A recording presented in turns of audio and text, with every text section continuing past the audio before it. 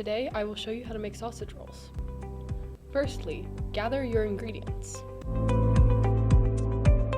Preheat your oven to around 400 degrees Fahrenheit. Blend together your spices. Finely mince a small onion. Open up your meat and place it in the bowl with the spices. Blend the meat and spices together. You may need to use your hands for this part. Wash your hands again and get yourself something to roll out the pastry.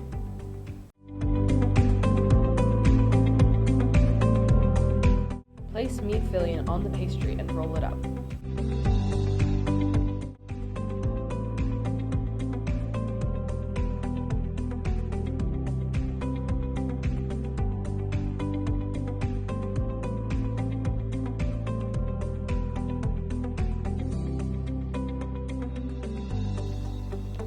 Place the rolls in the oven for around 20 minutes. Serve and enjoy.